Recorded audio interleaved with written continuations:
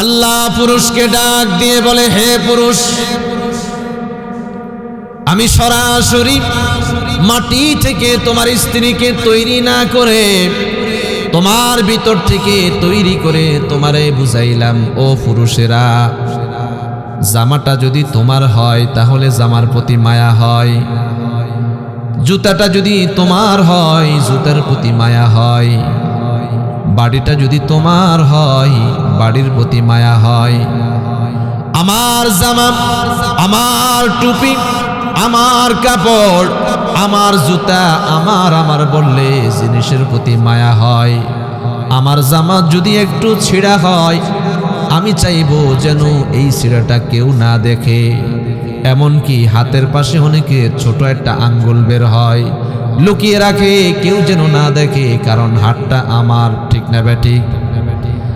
আল্লাহ বুঝানো স্বামীরা, আমার জামা, আমার কাপড় যেমন তুমি বলে দোষগুলি গোপন রাখো, আমি তোমার ভিতর থেকে তোমার বউরে বানাইয়া বুঝাইলাম স্ত্রীটাও তোমার। তুমি যেন বলতে পারো বউটাও আমার।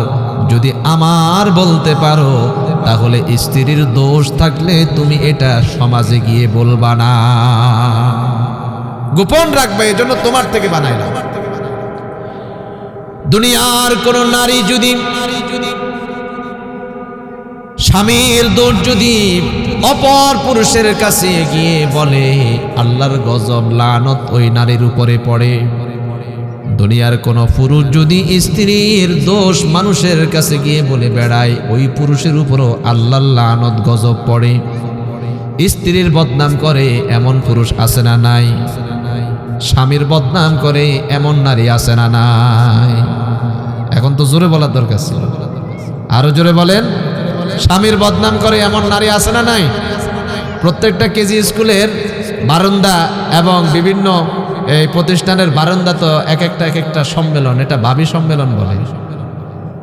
প্রত্যেকটা স্কুল এবং কিছু কিছু মাদ্রাসার বারিন্দা এবং সামনে যে থাকার জায়গা, এটারে আমি নাম দিছি ভাবি সম্মেলন।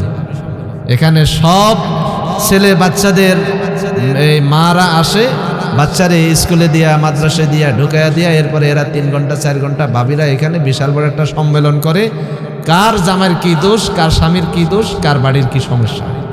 ওখানে প্রতিদিন সকাল থেকে দুপুর পর্যন্ত একটা ভাবি সম্মেলন হয়। এই এরিয়াতে হয় কি হয় না?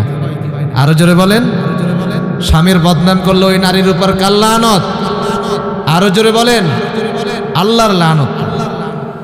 আমার নবী ডাক দিয়ে বলেন, ও স্বামীরা, সকাল থেকে বিকাল পর্যন্ত তোমার স্ত্রী ঘরের ভিতরে কাজকাম করে, নামাজ পড়ে, জিকির করে, গরিব দুঃখীকে দান করে, অসহায় মানুষকে টাকা পয়সা দেই, কোরআন তেলাওয়াত করে, বাচ্চা লালন পালন করে, অনেকগুলি সওয়াব হয়।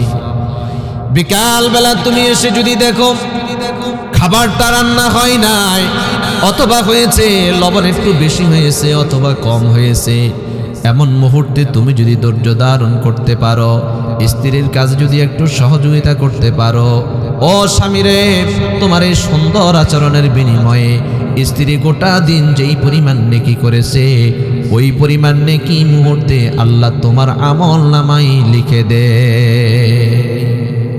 সুবহানাল্লাহ বলবেন না? আরো জোরে 2-4 জন বললে হবে, জোরে বলেন। নারীকে আল্লাহ ডাক দিয়ে বলে, ও নারী, সকাল বেলা তোমার স্বামী ঘর থেকে বের হয়ে গিয়েছে, নামাজ পড়েছে, কোরআন তেলাওয়াত করেছে, ভালো কাজ করেছে, পরের উপকার করেছে, সকাল থেকে বিকাল পর্যন্ত অনেক নেকি করেছে।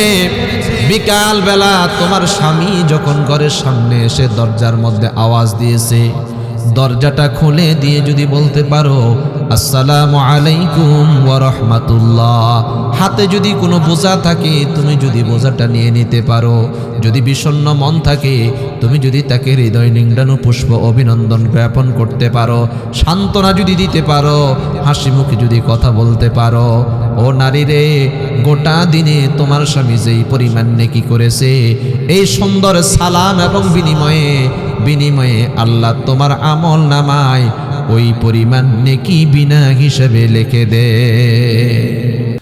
ভান্ডারের ভান্ডারি বাবা গোলাম রহমান। শুনছেন এমন গান আপনারা? শুনেন নাই?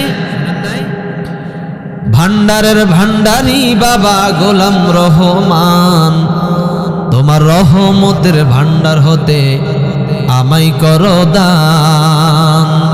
তোমার রহমতের ভান্ডার হতে আমায় করো দান।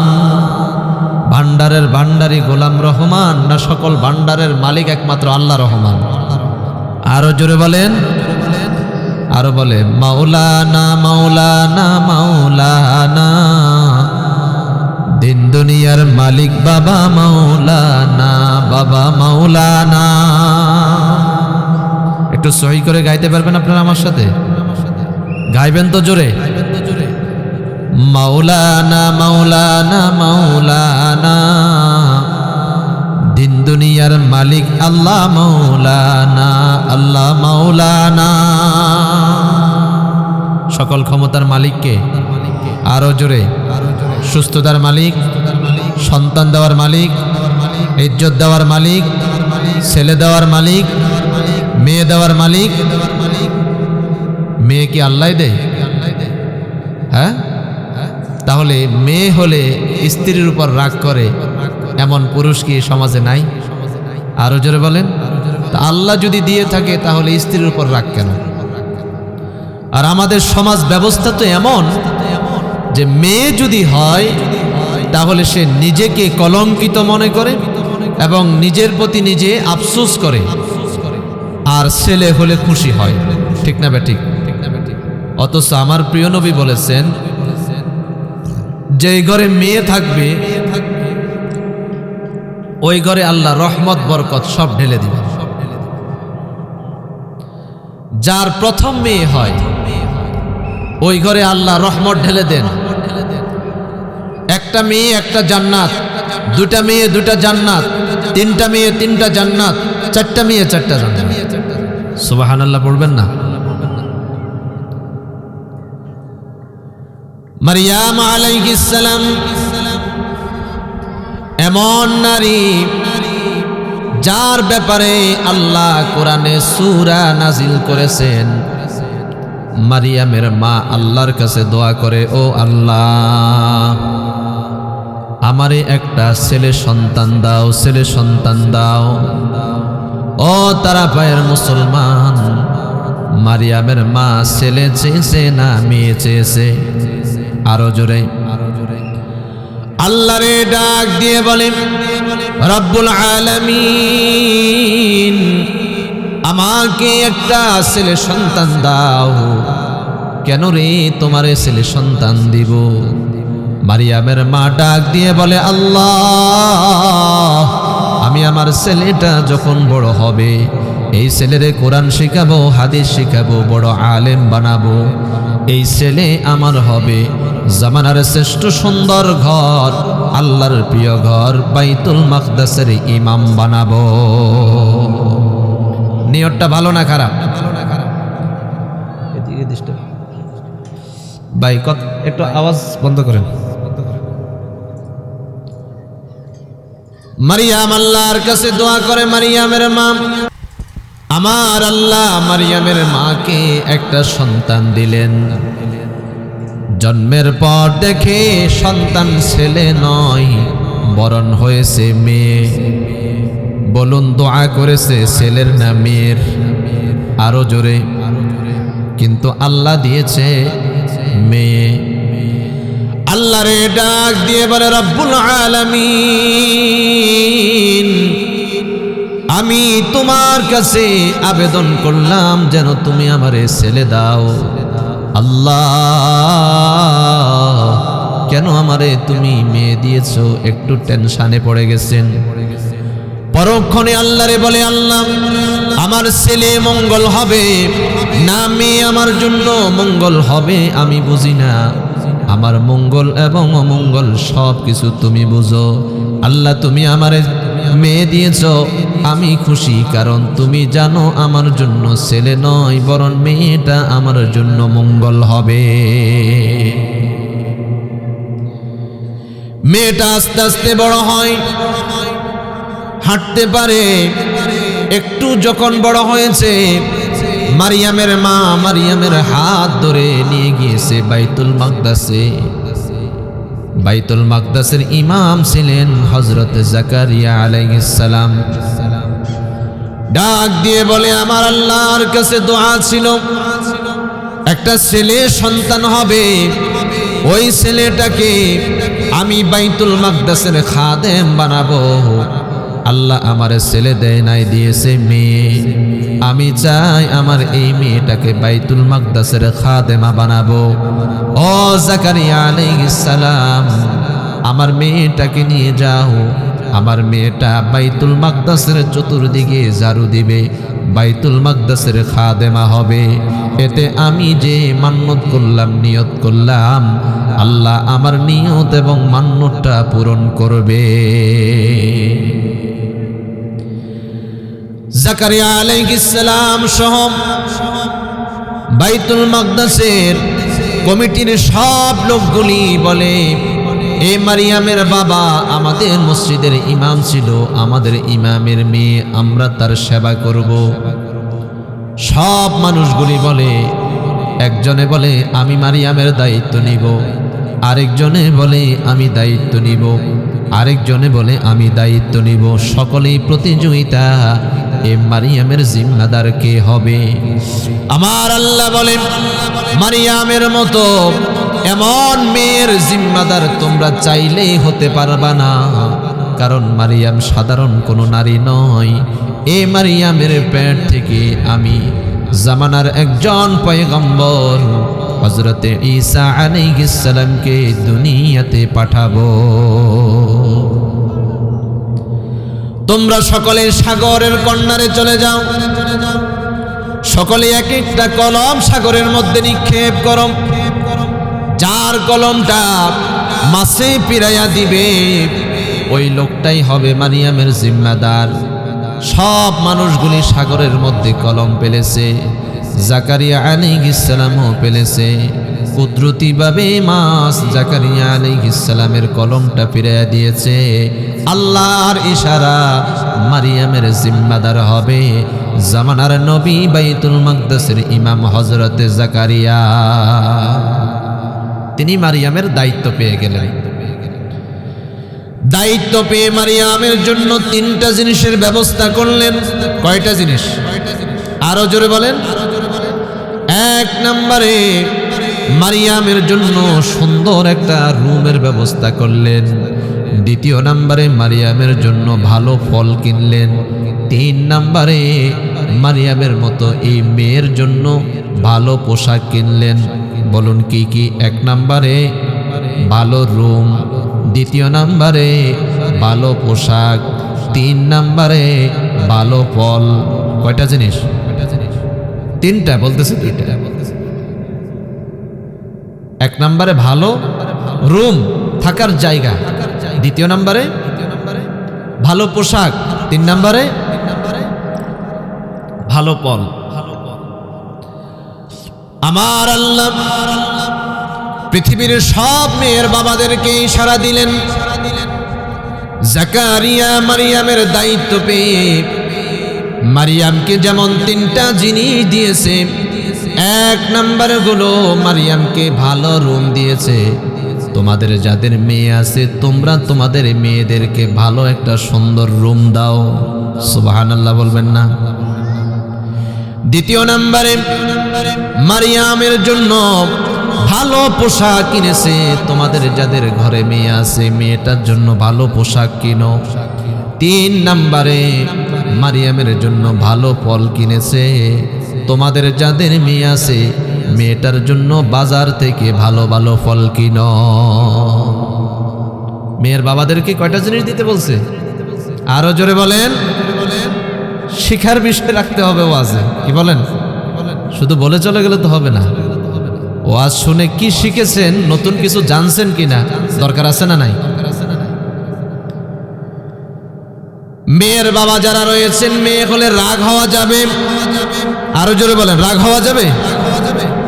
আমার আল্লাহ রাগ হওয়ার জন্য বলে নাই, বরং বলেছে তিনটা জিনিস দিবা। এক নাম্বার, মেয়েটার জন্য ভালো রুমের ব্যবস্থা করে দিবা। দ্বিতীয় নাম্বার, মেয়ের জন্য ভালো ভালো পোশাক কিনবা। তিন নাম্বার, মেয়ের জন্য ভালো ভালো ফল কিনবা।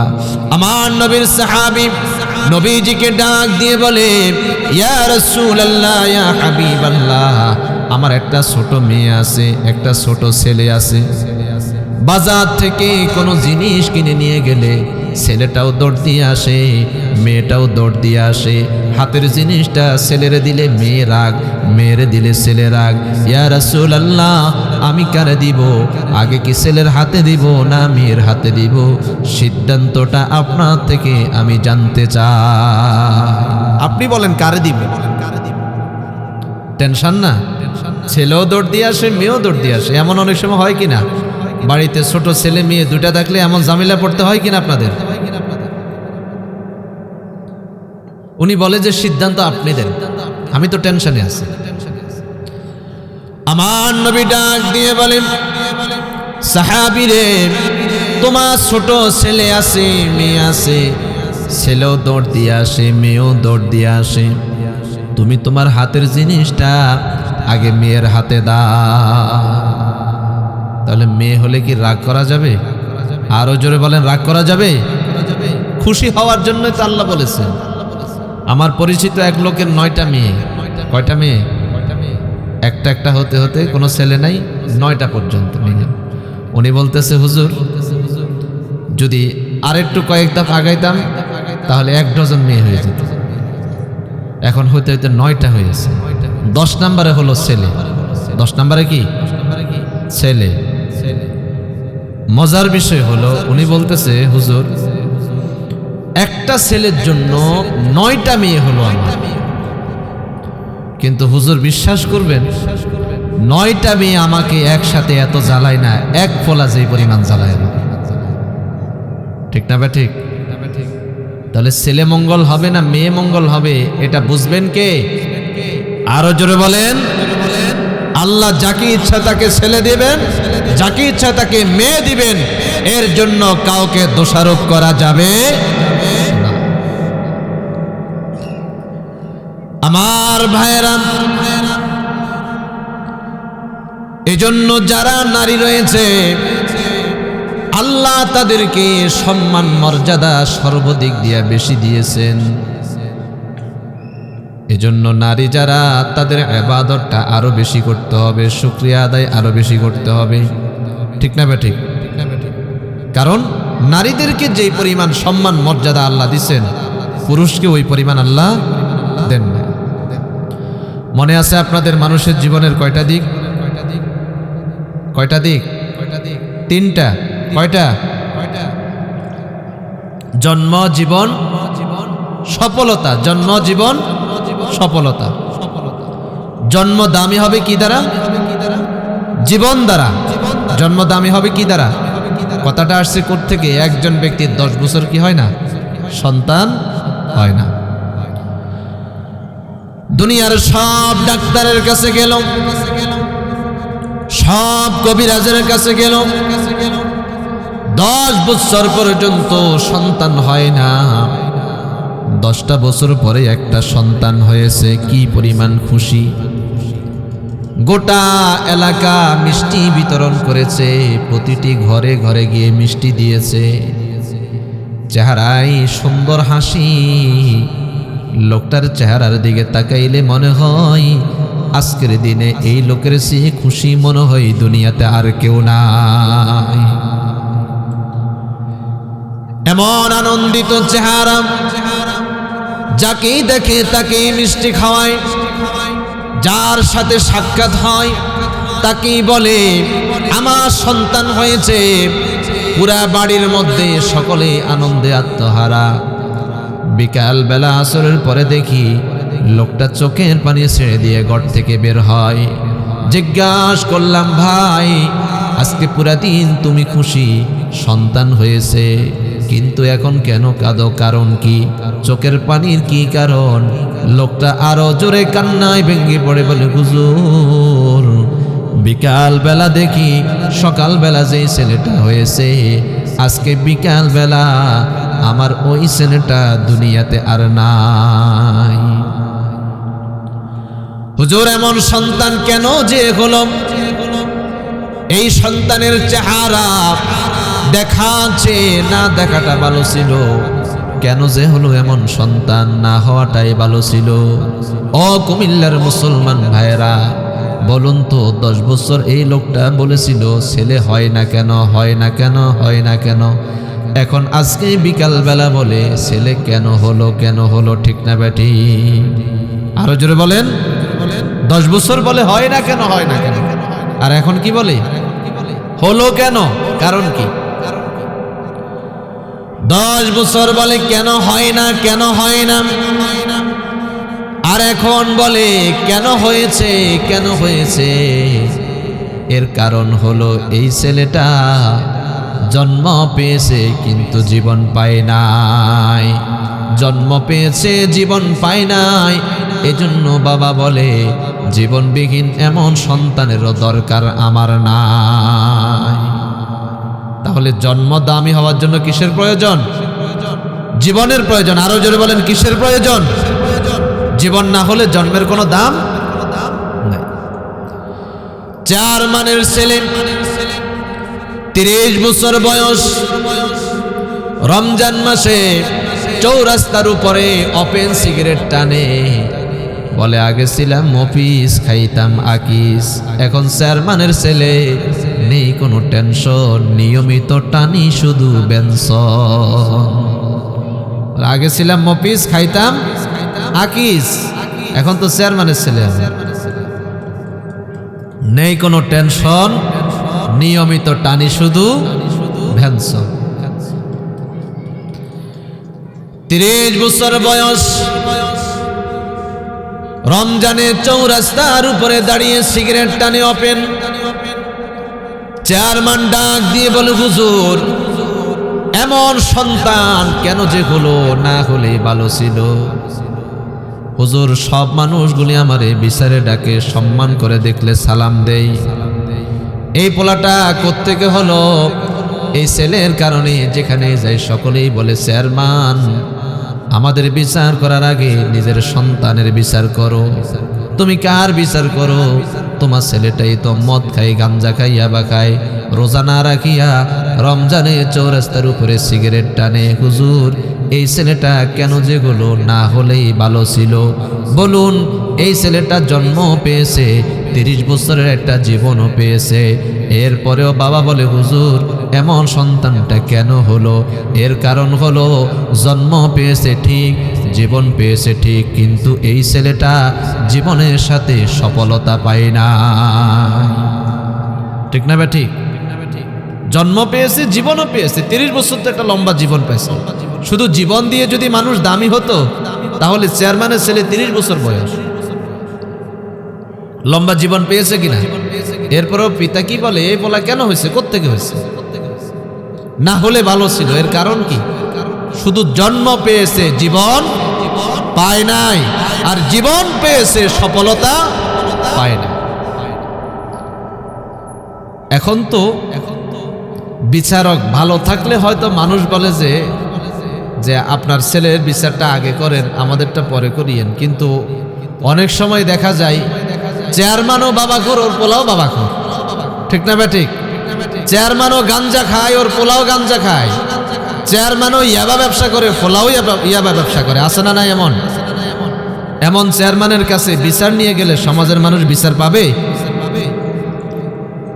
এখন তো আসল বিচারক পাওয়াটা বড় দায়, বিচারক খুঁজে পাওয়া যায় না। মোড়ে মোড়ে বিচারক আছে, কিন্তু ভালো আদর্শবান বিচারক এখন খুঁজে পাওয়া যায় না। আমার একটা গল্প মনে পড়ছে, বলবো আপনাদেরকে? কারা কারা শুনতে রাজি আছেন দেখি হাত উঠেন। আল্লাহ কবুল করো, হাত নামান। আপনাদের মনে হয় ঘুম আসতেছে নাকি? হ্যাঁ, চাঁদের জ্যোৎস্নায় আকাশ নীলিমাই, চাঁদের জ্যোৎস্নায় আকাশ নীলিমাই, কি যেন শোনা যায় আল্লাহ তোমারি গুণগান গায়, তোমারি গুণগান গায়।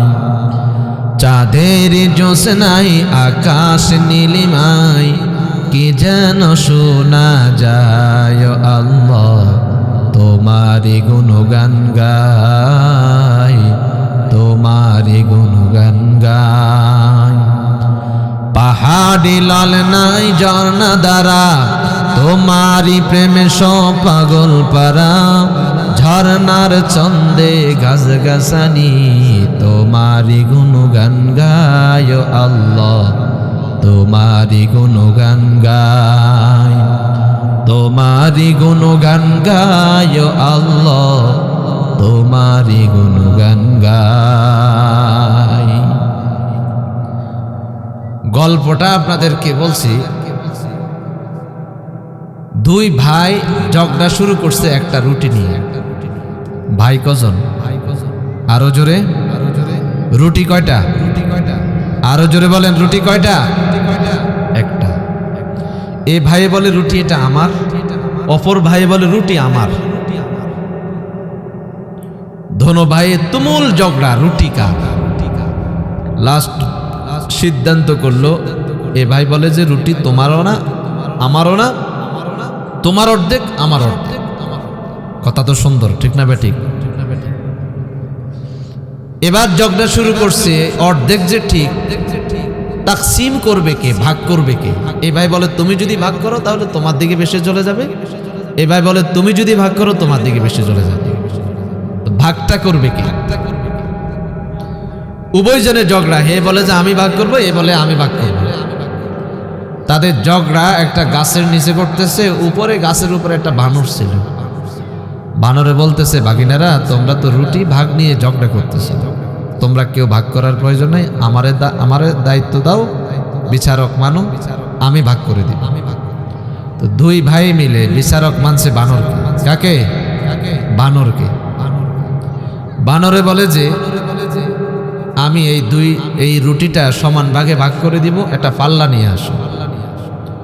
তো স্বর্ণ মাপার একটা পাল্লা নিয়ে আসছে, যে স্বর্ণ মাপার ছোট পাল্লা দেখছেন না, পাল্লা নিয়ে আসছে। বানরে দুই ভাগ করে দুই দিকে দুইটা রুটির অংশ দিছে, একদিকে বেশি একদিকে কম। তো বানরে যে জায়গায় বেশি ওই জায়গা থেকে একটু ছিঁড়ে খেয়ে ফেলে। এবার দেখে যে ওই দিকে আবার বেশি হয়ে গেছে, ওই দিক থেকে আর একটু ছিঁড়ে খেয়ে ফেলে। আবার দেখে এইদিকে বেশি হয়ে গেছে, এই দিক থেকে আর একটু ছিঁড়ে খেয়ে ফেলে। এভাবে খেতে খেতে দোনো দিকের রুটি শেষ। এখন বলে ভাগিনারা পাল্লা সমান কিনা দেখো। হ্যাঁ পাল্লা তো সমান। বলে তুমিও পাও তুমিও পাও, মাঝখানে আমার পেট ফুটছে, তোমরা সমান সমান তো, তুমিও কিছু পাও না তুমিও কিছু পাও না, সমান ভাগ করে দিব বলছি তো, সমানে তো ভাগ করে দিলাম।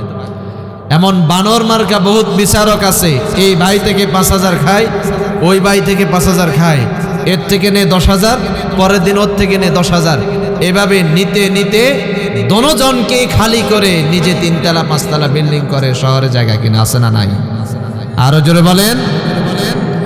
এই যাবতীয় বানর মার্কা বিচারক থেকে যতদিন পর্যন্ত দেশ জাতি সমাজ ইউনিয়নকে ঠিক না করবে, মুক্ত না করা হবে, ততদিন বাংলাদেশে শান্তি আসবে না। এখন আমাদের ইউনিয়ন থেকে, ওয়ার্ড থেকে শুরু করে একবারে কেন্দ্র পর্যন্ত সর্ব জায়গায় এমন বানর মার্কা বিচারক। কিছু কিছু জায়গায় আছে ভালো। প্রিয় ভাইয়েরা আমার, জন্ম দামি হবে কি দ্বারা? জীবন দ্বারা। জীবন দামি হবে সফলতা দ্বারা। সফলতার জন্য 5টি গুণের দরকার। কয়টি গুণ? আরো জোরে, কয়টি গুণ? হলো ওই ব্যক্তি হবে সফল যার জীবনের সাথে সততা রয়েছে। লোকমান হাকিম রহমতুল্লাহি আলাইহি একটা বাগানের পাহারাদার, 1 বছর 2 বছর নয়, লাগাতার 12টা বছর পর্যন্ত বাগানের পাহারাদার। বাগানের মালিক ডাক দিয়ে বলে, হে লোকমান, তুমি যেই বাগানের পাহারাদারি করো এই বাগানের বিজনেস দিয়া, এই বাগানের টাকা দিয়া আমি বড় কোটিপতি হয়ে গেলাম। লোকমান রে, আগামীকাল বিকাল বেলা আমি যাব এই বাগানটা একটু দেখার জন্য। লোকমান পরের দিন বিকাল বেলা গেটের সামনে দাঁড়িয়ে আছে। আজকে আমার মালিক আসবে, আমার বাগানটা দেখবে। মালিককে হৃদয় নিংড়ানো পুষ্প অভিনন্দন জ্ঞাপন করতে হবে। অপেক্ষার প্রহর গণে কিছুক্ষণ পরে দেখি মালিক এসে হাজির। মালিককে সালাম দিল, হৃদয় নিংড়ানো পুষ্প অভিনন্দন জ্ঞাপন করলো। এরপরে মালিক ডাক দিয়ে বলে, লোকমান রে, 12টা বছর পরে বাগান দেখতে আসলাম। এই বাগানটা ঘুরে সবচেয়ে ভালো মিষ্টি ফল কোনটা, ওই ফলটা আমাকে এনে দাও। লোকমান আল্লাহরে ডাক দিয়ে বলে, আল্লাহ, আমি জানি না কোন গাছের ফলটা ভালো মিষ্টি, আমার একটু দয়া করে তুমি সাহায্য করো।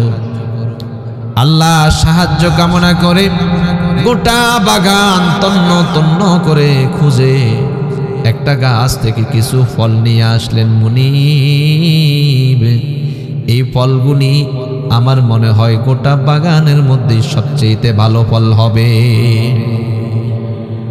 মুনিব খুশি হয়ে গেলেন।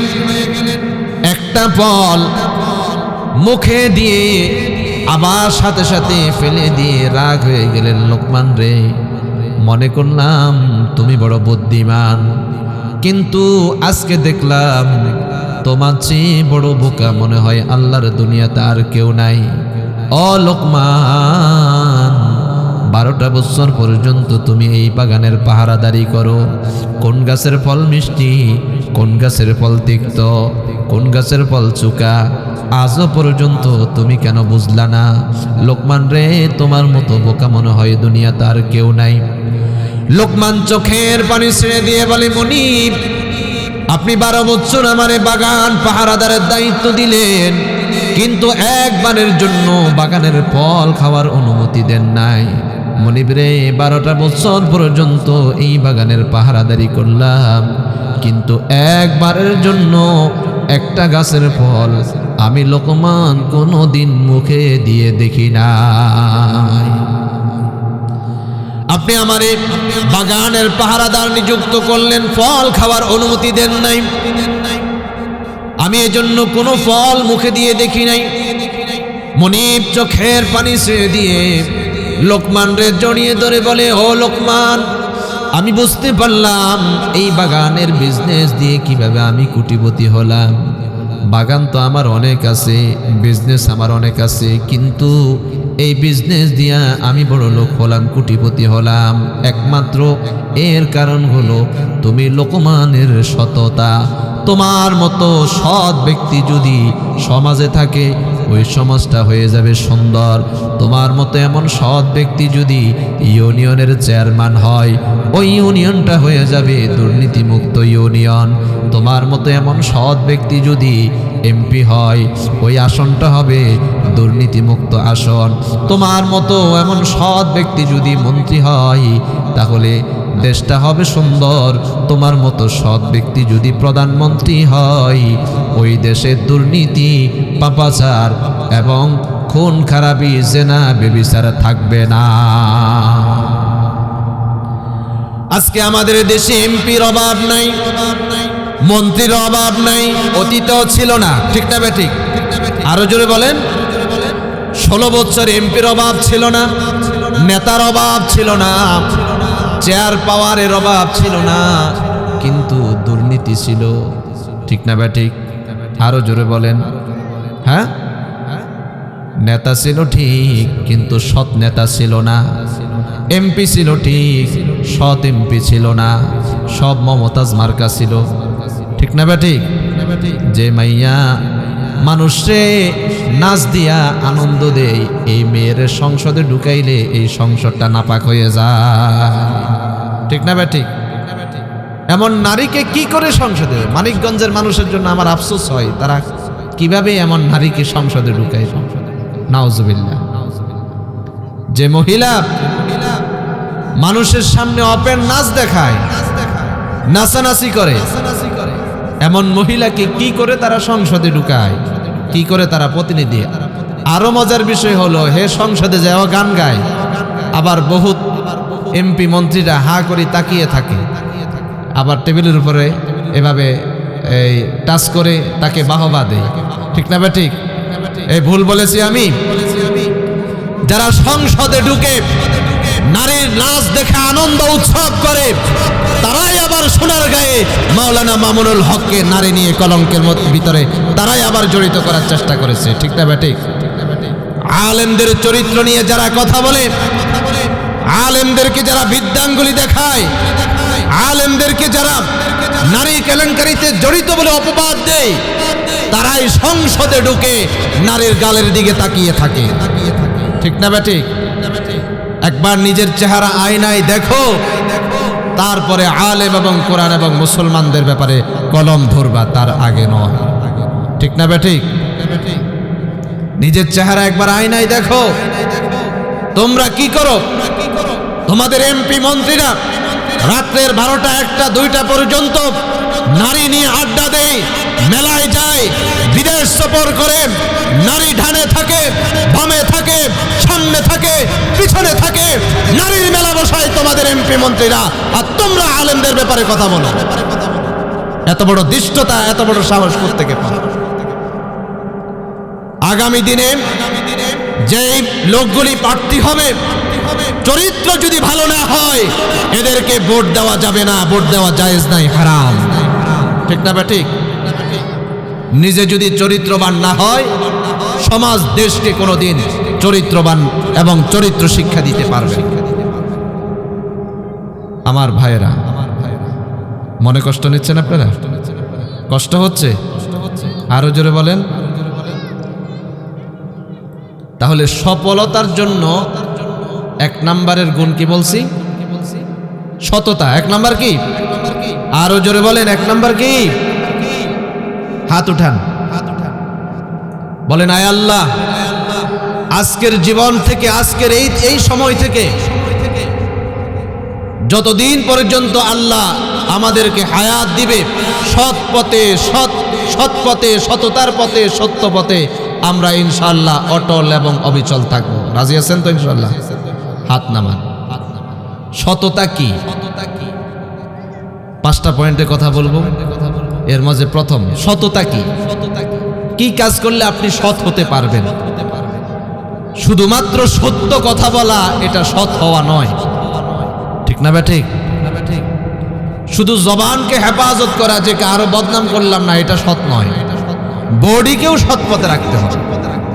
বডিকেও কি করতে হবে? সৎ পথে রাখতে হবে। বডিকে সৎ পথে রাখা মানে এমন কোন খাদ্য শরীরকে দেওয়া যাবে না যেই খাদ্য খেলে আল্লাহ নারাজ হয়। যে খাদ্য খেলে কে নারাজ হয়? আল্লাহ নারাজ হয়। এমন কোন খাদ্য শরীরকে দেওয়া। সুদ খেলে আল্লাহ খুশি হয় না নারাজ হয়? ঘুষ খেলে? আরো জোরে বলেন। যৌতুক নিলে? যৌতুক নিলেও কি আল্লাহ নারাজ হয়? হ্যাঁ, আপনারা তো অনেকেই মনে করবেন যে যৌতুক নিলে মনে হয় সওয়াব হয়। যৌতুক নিলে সওয়াব হয় না আল্লাহ নারাজ হয়? যৌতুক যত বেশি চলবে, শ্বশুর বাড়িতে জামাইয়ের আদর তত কমবে। ঠিক না ঠিক? আর যৌতুক যত কমবে, শ্বশুর বাড়িতে জামাইয়ের মর্যাদা, সম্মান, মর্তবা তত বৃদ্ধি পাবে। যত পিছনে যাবেন তত যৌতুক কম ছিল, এজন্য শ্বশুর বাড়িতে জামাইয়ের খুব কদর ছিল। যারা বুড়া হয়ে গেছে ওনাদেরকে জিজ্ঞাসা করবেন, ওনাদের শ্বশুর বাড়িতে ওনাদের খুব সম্মান ছিল। ঠিক না ঠিক? আর এখন দিন যত যায়, শ্বশুর বাড়িতে সম্মান, মর্যাদা একেবারেই কম। ওই চাচা চাষির দিকে তাকাইলেই শুধু চোখ বড় করে ফেলে। চাষি বলতেছে যে আপনি যে কোনো নারীর দিকে তাকান, খুব সুন্দরভাবে তাকান, কিন্তু আমার দিকে তাকাইলে এত রাগ রাগ ভাব নিয়ে কেন তাকান? বললো তোমারে দেখলে আমার মেজাজ খারাপ হয়ে যায়। কেন? বললো এখনকার পোলাপানি বিবাহ করে, বাজারে 2-3টা দোকান পাই, পায়ের উপর পা তুলে দিয়ে খায়। আর আমি সে আদিকালে বিবাহ করলাম, কিছুই পাই নাই। এই জমানায় বিবাহ করলে কিছু না পাইলে অন্তত একটা মোবাইল হলো পেতাম। তো চাষি বুঝতে পারছে যে মোবাইলের শখ বেশি, তো বাড়ি থেকে একটা মোবাইল নিয়ে আসছে। ফজর হওয়ার আগে পুরো এলাকা খবর হয়ে গেছে চাচা বুড়া বয়সে যৌতুক নিছে মোবাইল। মসজিদে নামাজ পড়তে গেছে, বলা ভাই নাকি চাচা আপনি যে এই বয়সে যৌতুক নিলেন, এটা তো কাজটা ঠিক করলেন না।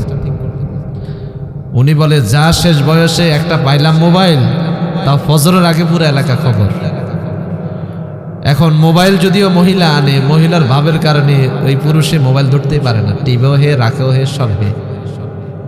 টিপতে টিপতে এমন নাম্বারে টিপে দিছে যে নাম্বারে টিপলে বলে যে আপনার নাম্বারে এখন 70 টাকা 71 পয়সা আছে।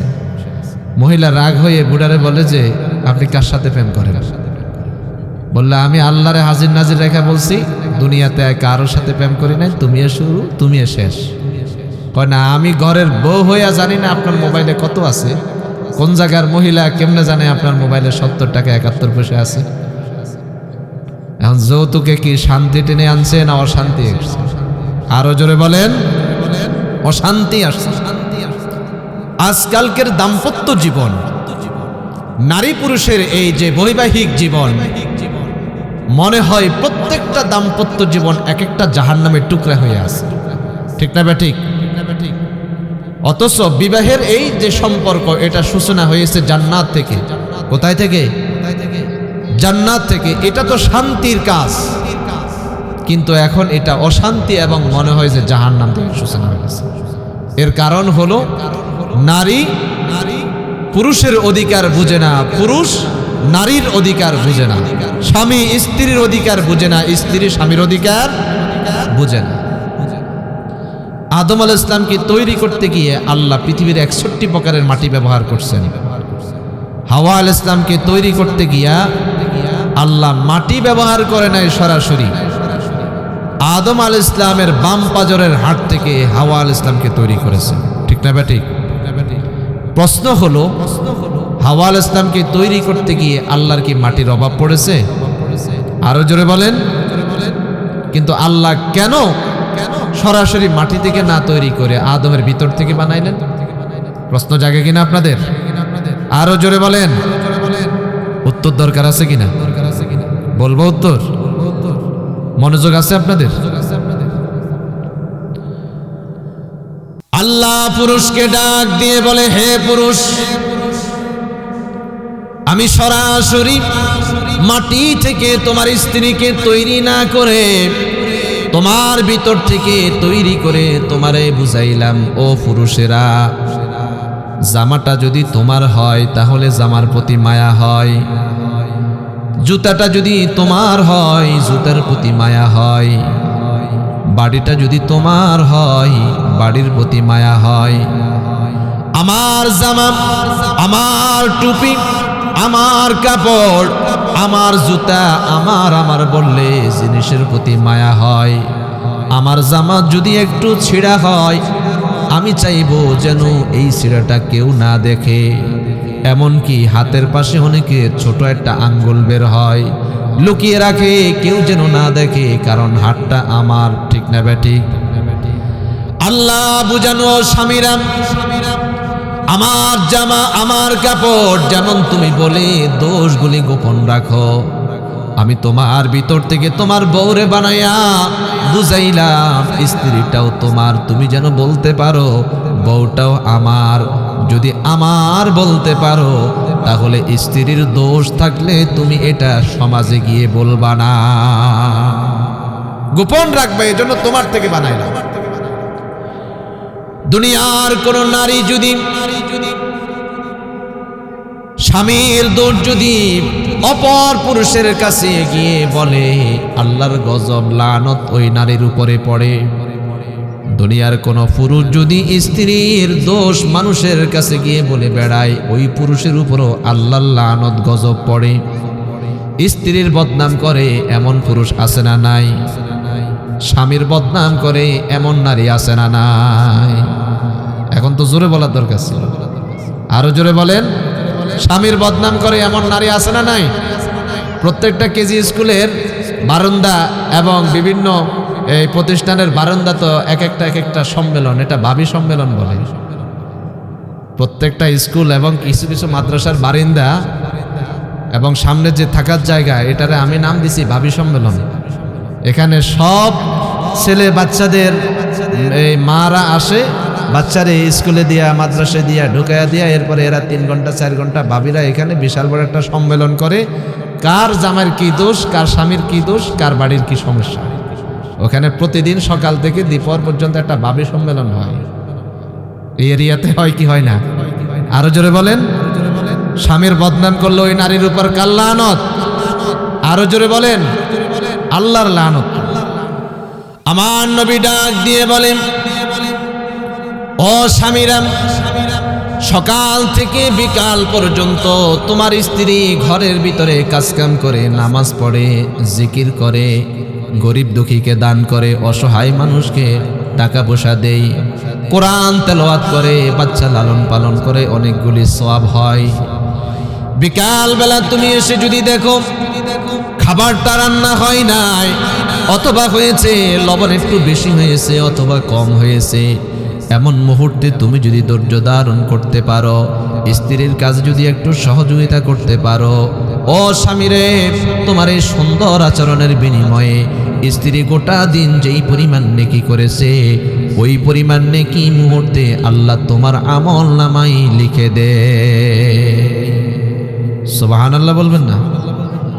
আরো জোরে 2-4 জন বললে হবে, জোরে বলেন। নারীকে আল্লাহ ডাক দিয়ে বলে, ও নারী, সকাল বেলা তোমার স্বামী ঘর থেকে বের হয়ে গিয়েছে, নামাজ পড়েছে, কোরআন তেলাওয়াত করেছে, ভালো কাজ করেছে, পরের উপকার করেছে, সকাল থেকে বিকাল পর্যন্ত অনেক নেকি করেছে। বিকাল বেলা তোমার স্বামী যখন ঘরের সামনে এসে দরজার মধ্যে আওয়াজ দিয়েছে, দরজাটা খুলে দিয়ে যদি বলতে পারো আসসালামু আলাইকুম ওয়া রাহমাতুল্লাহ, হাতে যদি কোনো বোঝা থাকে তুমি যদি বোঝাটা নিয়ে নিতে পারো, যদি বিষণ্ণ মন থাকে তুমি যদি তাকে হৃদয় নিংড়ানো পুষ্প অভিনন্দন জ্ঞাপন করতে পারো, সান্ত্বনা যদি দিতে পারো, হাসি মুখে যদি কথা বলতে পারো, ও নারী রে, গোটা দিনে তোমার স্বামী যেই পরিমাণ নেকি করেছে, এই সুন্দর সালাম এবং বিনিময়ে আল্লাহ তোমার আমল নামায় ওই পরিমাণ নেকি বিনা হিসেবে লিখে দে। স্বামী স্ত্রীকে সালাম দেওয়া সুন্নত, স্ত্রী ও স্বামীকে সালাম দেওয়া। আরো জোরে বলেন। এখন তো পুরুষেরা মনে করে যে বউরা আমারে সালাম দিবে, আমরা কেন দিব? এক জায়গায় ওয়াজ করলাম, স্বামী যদি স্ত্রীকে সালাম দেয়, ওই ঘরের মধ্যে আল্লাহর রহমত, বরকত, মাগফিরাত, নাজাত সব ঢুকাইয়া দেন। তাদের দাম্পত্য জীবনে আল্লাহ মিল মোহাব্বত, ভালোবাসা তৈরি করে দেন। দাদা চিন্তা করলো 60 বছর বয়স, 70 বছর বয়স হয়ে গেল, কোনো দিন আমার স্ত্রীর একবারের জন্য সালাম দিই নাই, শান্তিও পাই নাই, আজকে যায়া সালাম দিব। ওয়াজ শেষ করে বাসায় গিয়ে বলে আসসালামু আলাইকুম ওয়া রাহমাতুল্লাহ। দাদি বলে, নাতিরা দরজা জানালা সব বন্ধ কর, আজকে মনে হয় তোর দাদারে জিনে পাইছে। আসলে কি জিনে পাইছে না সুন্নতে পাইছে? আরো জোরে বলেন, জিনে না সুন্নতে? এখন সালাম দিলে সুন্নত না থাকার কারণে, সালাম দেওয়ার কারণে দাদি বলে যে দরজা জানালা সব বন্ধ করে দে, মনে হয় জিনে ধরছে, না হয় সালাম দে। আমার ভাইয়েরা, স্বামী স্ত্রীর দাম্পত্য জীবন সুখময় জীবন। খাদিজা রাদিয়াল্লাহু তাআলা 40 বছর বয়স স্বামী হিসাবে যারে গ্রহণ করেছে, আমাদের প্রিয় নবী বিশ্ব নবী মুহাম্মদ আরবি সাল্লাল্লাহু আলাইহি ওয়াসাল্লাম, বয়সটা ছিল 25, খাদিজা রাদিয়াল্লাহু তাআলার বয়স ছিল। তাহলে বিবাহের জন্য বয়স কোনোদিন বাধা হতে, আরো জোরে বলেন, বাধা হতে পারে না। বিবাহের জন্য বয়স যদি বাধা হতো, 40 বছরের নারী দুনিয়ার শ্রেষ্ঠ স্বামী কোনোদিন পেত না। ঠিক না বা ঠিক? অনেকেই তো টেনশন করে, আরে মেয়েটার বয়স হয়ে গেছে, বিবাহ হয় না। চরিত্র ভালো কিনা মেয়ের সেটা দেখেন। মেয়ের যদি চরিত্র ভালো হয়, মেয়ে যদি ভদ্র হয়, তাহলে বিবাহের জন্য বয়স কোনোদিন বাধা হতে পারে না। আর চরিত্র যদি ভালো না হয়, এই মেয়েকে আপনি যত তাড়াতাড়ি বিবাহ দিবেন, যে কোনো মুহূর্তে আপনাকে বিপদের সম্মুখীন হতে হবে। ঠিক না ঠিক? খাদিজা রাদিয়াল্লাহু তাআলা যেদিন সিদ্ধান্ত নিলেন আমি আমার স্বামী হিসাবে আব্দুল্লাহর বেটা মুহাম্মদ আলাইহিস সালামকে গ্রহণ করলাম, মক্কার বেঈমান কাফেররা বলে, খাদিজা রে, চেহারার সৌন্দর্যে তোমার কোনো অভাব নাই, টাকা পয়সারও তোমার কোনো অভাব নাই, বংশ মর্যাদাও তোমার কোনো অভাব নাই, সর্বদিকে তুমি সর্বগুণে গুণান্বিত নারী। ও খাদিজা, তুমি যদি চাও দুনিয়ার আরো ভালো বংশ, আরো সুন্দর, আরো ভালো বংশের ছেলেকে তুমি বিবাহ করতে পারবা, টাকাওয়ালা পয়সাওয়ালা বিবাহ করতে পারবা। খাদিজা রে, এতিম ছেলে রে, কেন তুমি স্বামী হিসাবে গ্রহণ করেছো? খাদিজা রাদিয়াল্লাহু তাআলা বলেন, আমি তাদেরকে এমনিই যদি বলি বুঝবে না তারা। সব কাফেরদেরকে বলল, আগামীকাল বিকেল বেলা তোমাদের সকলেরই আমার বাসায় দাওয়াত। সব বেঈমান কাফেররা বিকেল বেলা খাদিজার বাসায় হাজির। খাদিজা ডাক দিয়ে বলে, আজকে তোমরা সকলে আমার বাড়ির মেহমান। খাওয়া দাওয়ার আগে তোমাদের থেকে আমি 4টা জিনিস জানতে চাই। আমি 4টা প্রশ্ন করব, তোমরা সকলে উত্তর দিবা। 1 নাম্বার প্রশ্ন হলো, আমি তোমাদেরকে জিজ্ঞাসা করি, এই জমিনের মধ্যে তোমাদের দেখায় সবচেয়ে সুন্দর ছেলেটার নাম কি? সকলেই বলে, খাদিজা, সুন্দর ছেলে যদি বলতে হয়, সুন্দরের বিবেচনায় এই জমিনের মধ্যে সবচেয়ে সুন্দর ছেলেটার নাম হলো আব্দুল্লাহর বেটা মুহাম্মদ। তার চেয়ে সুন্দর চেহারাওয়ালা কোনো যুবক নাই। এবার খাদিজা ডাক দিয়ে বলে, 2 নাম্বার প্রশ্ন, এই জমিনের মধ্যে সবচেয়ে ভালো বংশ এমন একটা ছেলের নাম বলো, যে ছেলেটার বংশ ভালো, মর্যাদাবান। কাফেররা ডাক দিয়ে বলে, খাদিজা, বংশ মর্যাদার বিবেচনা যদি করতে হয়, আব্দুল্লাহর বেটা মুহাম্মদ কুরাইশ বংশের ছেলে। এই জমিনে কুরাইশ বংশের চেয়ে দামি কোনো বংশ নাই।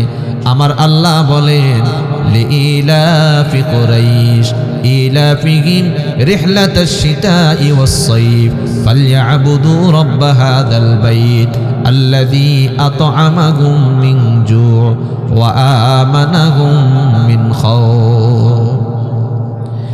এমন বংশ কুরাইশ বংশ, যার সে পাওয়ারফুল, সম্ভ্রান্ত, অনুপম চরিত্র বলা আর কোনো বংশ জমিনে নাই।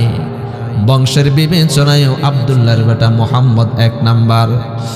এবার খাদিজা ডাক দিয়ে বলে, ও কাফেররা, আমার 3 নাম্বারের প্রশ্ন, এই জমিনের মধ্যে চেহারা সৌন্দর্যের বেলায় আব্দুল্লাহর বেটা মুহাম্মদ 1 নাম্বার, বংশের বেলায় আব্দুল্লাহর বেটা মুহাম্মদ 1 নাম্বার। আমি এবার জানতে চাই, চরিত্রের বেলায় এই জমিনে ভালো যুবকের নাম কি? সকলেই বলে, চরিত্রের বিবেচনা যদি করতে হয়, আব্দুল্লাহর বেটা মুহাম্মদের চেয়ে ভালো চরিত্রবান দুনিয়াতে আর কেউ নাই। আল্লাহই তো বলেছেন, ওয়া ইন্নাকা লাআলা খুলুকিন আযীম। আমার নবীর চরিত্রের সার্টিফিকেট আল্লাহই দিয়েছে। এবার খাদিজা ডাক দিয়ে বলে, আমার 4 নাম্বারের প্রশ্ন, এই জমিনের মধ্যে সবচেয়ে ভালো টাকাওয়ালা পয়সাওয়ালা ছেলেটার নাম কি? সবাই বলে, এবারে আসছো আসল জায়গায়। চেহারা 1 নাম্বার, বংশ মর্যাদা 1 নাম্বার, বুঝতে পারলাম। এমনকি চরিত্রের বেলায়ও 1 নাম্বার, কিন্তু টাকা পয়সার বেলায় আব্দুল্লাহর বেটা মুহাম্মদ 0। খাদিজা ডাক দিয়ে বলে, একজন মানুষ স্বয়ং সম্পূর্ণ সুন্দর জীবনের জন্য 4টা জিনিসের দরকার। 1 নাম্বার ভালো চেহারা, 2 নাম্বার ভালো বংশ, 3 নাম্বার ভালো চরিত্র, 4 নাম্বার ভালো টাকা। আব্দুল্লাহর বেটা মুহাম্মদের চেহারাটাও আছে ভালো, বংশ মর্যাদায়ও ভালো, চরিত্র ভালো, টাকা পয়সায় সে একটু কম। তোমরা স্মরণ রাখো, আমি আমার জীবনের স্থাবর অস্থাবর যা সম্পত্তি আছে, সব সম্পত্তি আমি দ্বীনের জন্য মুহাম্মদের কদমে অর্পণ করে দিলাম। এবার তোমরা বলে এই জমিনে বড় লোক ছেলেটার নাম কি? সবাই একসাথে বলে খাদিজা। তোমার সব সম্পদের মালিক যদি আব্দুল্লাহর বেটা মুহাম্মদ হয়ে যায়, বলতে হয় তার চেয়ে বড় লোক কোনো ছেলে নাই। এই খাদিজা রাদিয়াল্লাহু তাআলা জীবনের সব সম্পত্তি আল্লাহর নবীর কদমে অর্পণ করে দিলেন।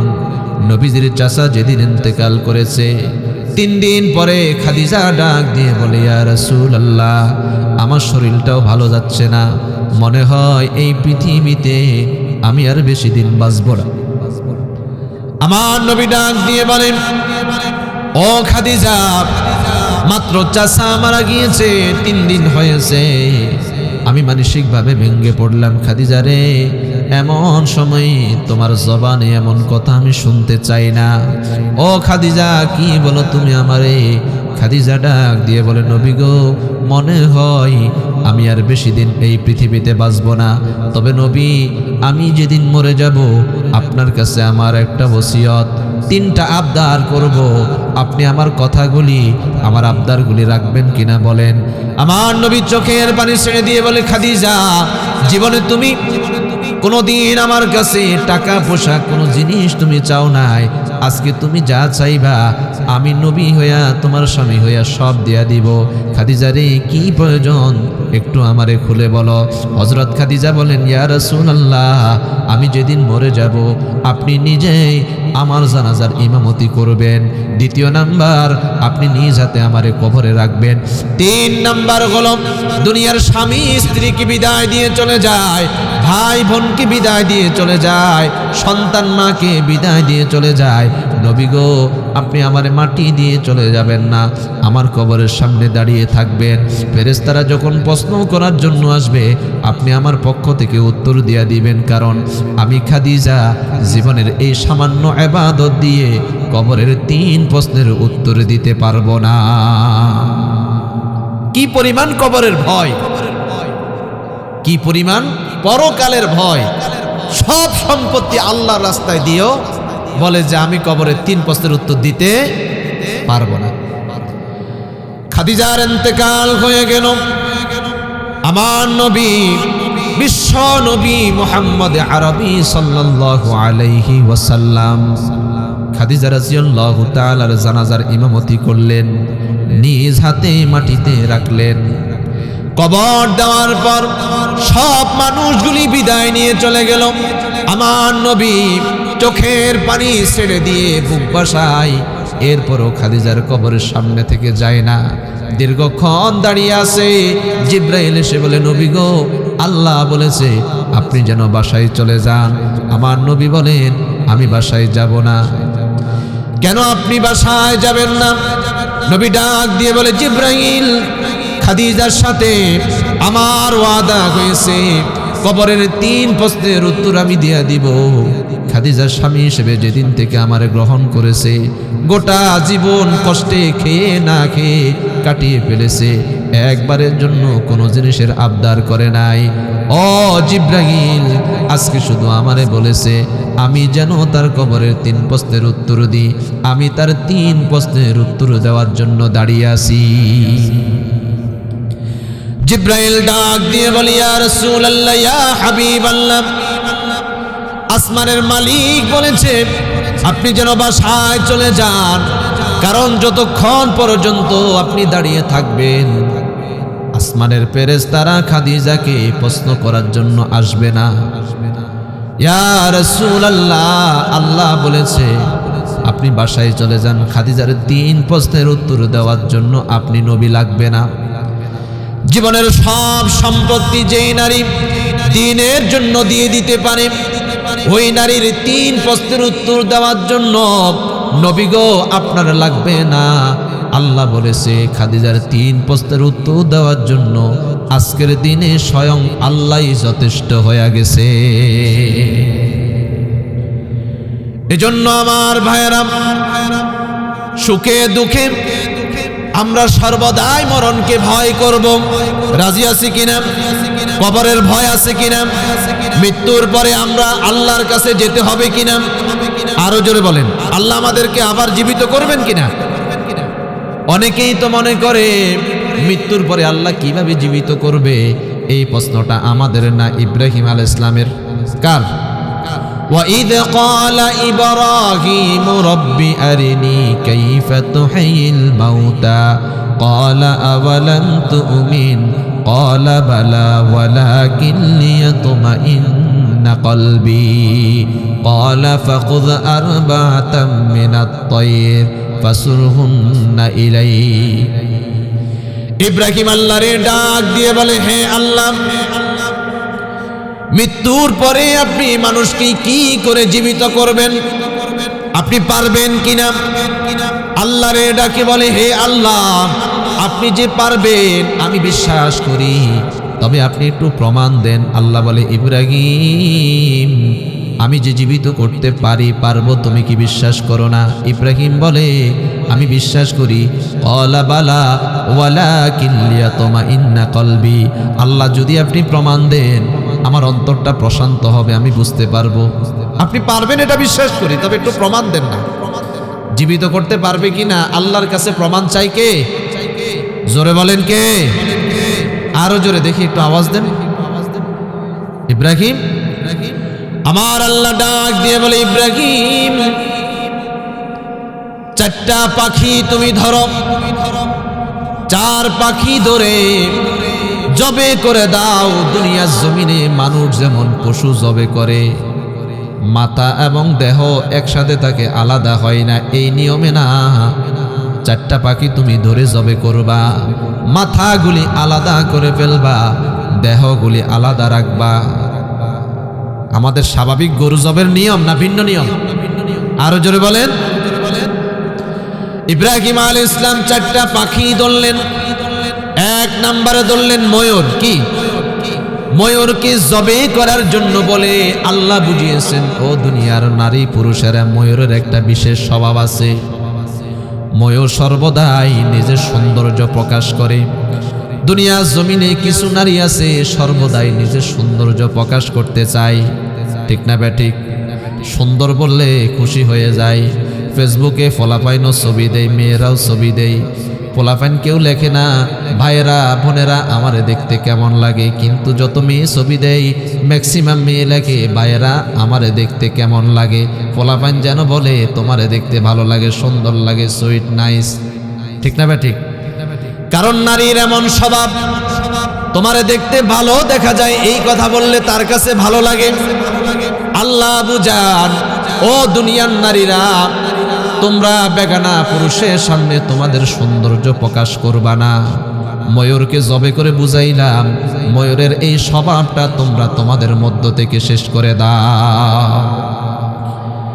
আরেকটা পাখি জবে করার জন্য বললেন কাক। চিনেন তো আপনারা? আরো জোরে বলেন। হ্যাঁ, চিনেন আপনারা? কাউয়া কলে চিনেন মনে হয় না? বুবু আইবা, তুমি আইবা গো, সেই দিন আসা বুবু ক্ষমতা পাইবা না, ঠিক না? ঠিক। বুবু আইবা, তুমি আইবা গো, সেই দিন আসা বুবু ক্ষমতা পাইবা না। খোঁজ নাই এখন কাউয়া কাকার, দেখা মিলে না দরবেশ বাবার, খবর পাই না হারুন আঙ্কেলে, ঠিক না ঠিক? বুবু আইবা, তুমি আইবা গো, সেই দিন আসা বুবু ক্ষমতা পাইবা না। ওই কাউয়া কাকা বলে আপনারা বুঝেন, ঠিক না ঠিক? কাদের কাকা? কাউয়া কাকা। মাঝে মাঝে তো বলে চট করে ঢুকে যাবে। ইবলিস